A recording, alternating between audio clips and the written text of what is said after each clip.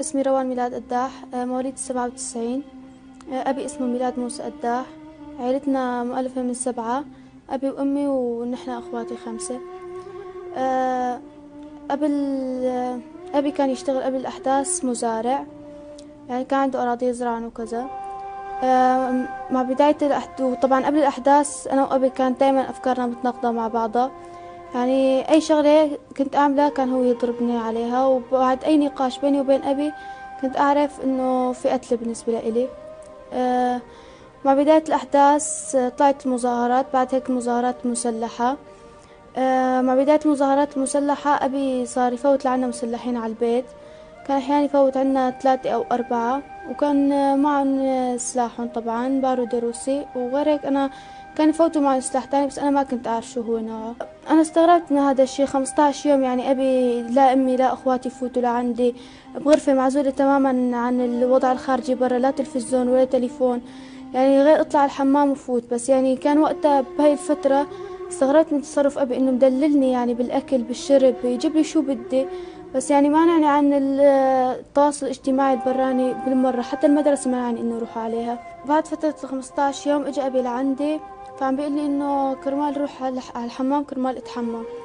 فأنا استغربت منه وفرحت بنفس الوقت إنه بده يفوتني على الحمام بعد 15 يوم. فورا أخذت ثيابي ورحت على الحمام، وأنا عم أتحمم هونيك إجا لعندي واحد تقريبا عمره فوق 50 سنة، فهو ما كان لابس غير ثيابه الداخلية، فحاول انه يعتدي علي بالحمام، بس هو ما حسن، يعني الحمام ضيق وانا كنت صرخ وعيط، فما حسن انه يعمل شي بالحمام، فشدني من شعري واخدني على الغرفة.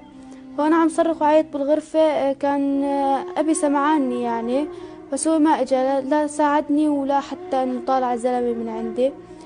فهذا الزلمة اعتدى علي، كنت انا عزراء بهذاك الوقت، فهو اللي فك لي بكارتي.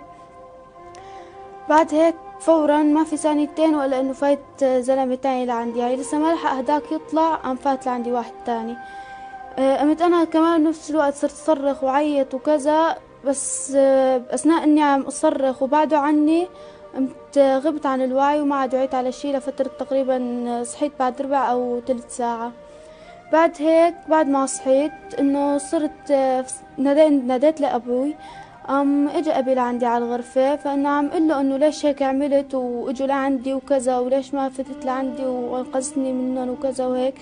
فهو عم بيقول لي انه معلش هذا كلياته جهاد، وكل ما انت عملتي هي الشغلات كل ما خليتي واحد من المجاهدين ينام معك كل ما زادت حسناتك وقلت سيئاتك، وحتى لو متي رح تموتي شهيدة وفورا رح تفوتي على الجنة. ويعني صار انه يحكي لي انه هذا كلياته جهاد. بعد ما اعتدوا علي هدول الاثنين انا صابني نزيف، وضل معي النزيف فترة 20 يوم. فطلبت من ابي انه يجيب لي ادوية او ياخذني على الدكتور، فهو كان يرفض، ما كان لا ياخذني ولا يجيب لي ادوية.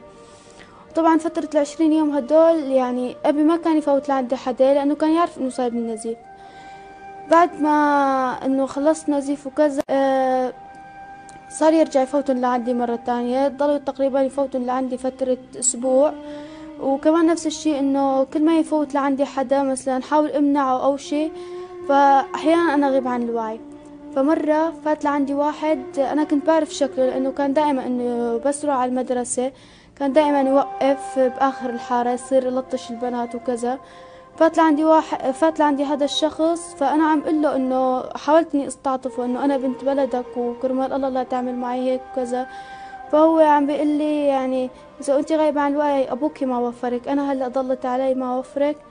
فانا كرمال هيك بتوقع انه ابي نايم معي، بس انا ما كنت وعيانة يعني على فترة انه نام معي، بس هو هذا الشخص انه قال لي انه ابوكي ما وفرك، فكرمال هيك انا استنتجت انه يمكن ابوي يكون نايم معي. حاولت اهرب، يعني وقت ابي طالعني على الحمام كنت حاول اني اهرب، بس يعني اذا بدي اطلع من البيت نحن بيتنا ما في له غير باب، يعني باب وحيد انه للشارع، فإذا بدي أطلع من هذا الباب بدي أكيد المسلحين وهن عنا أكيد رح يشوفوني، لأنه باب البيت مفتوح. أبي صار يفوت لعنا مسلحين على البيت، كان أحيانا يفوت عنا 3 أو 4، وكان معهم سلاحهم طبعا بارود روسي، وغير هيك أنا كان يفوتوا معي سلاح تاني بس أنا ما كنت أعرف شو هو نوعه.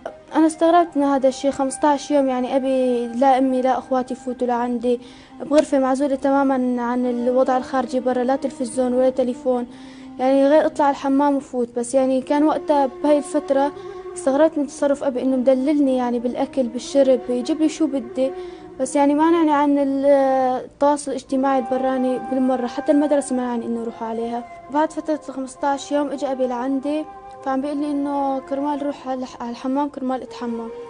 فأنا استغربت منه وفرحت بنفس الوقت إنه بده يفوتني على الحمام بعد 15 يوم. فورا أخذت ثيابي ورحت على الحمام.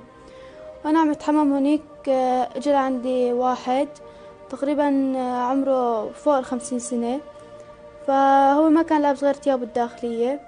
فحاول إنه يعتدي علي بالحمام بس هو ما حسن، يعني الحمام ضيق وأنا كنت صرخ وعيط فما حسن إنه يعمل شي بالحمام. فشدني من شعري وأخذني على الغرفة. فأنا عم صرخ وعيط بالغرفة كان أبي سمعاني يعني، بس هو ما إجا لا ساعدني ولا حتى إنه طالع الزلمة من عندي. فهذا الزلمة اعتدى علي، كنت أنا عزراء بهذاك الوقت، فهو اللي فك لي بكارتي. بعد هيك فورا ما في ثانيتين ولا انه فايت زلمة تاني لعندي، يعني لسه ما لحق هداك يطلع قام فات لعندي واحد تاني. قمت انا كمان بنفس الوقت صرت صرخ وعيط وكذا.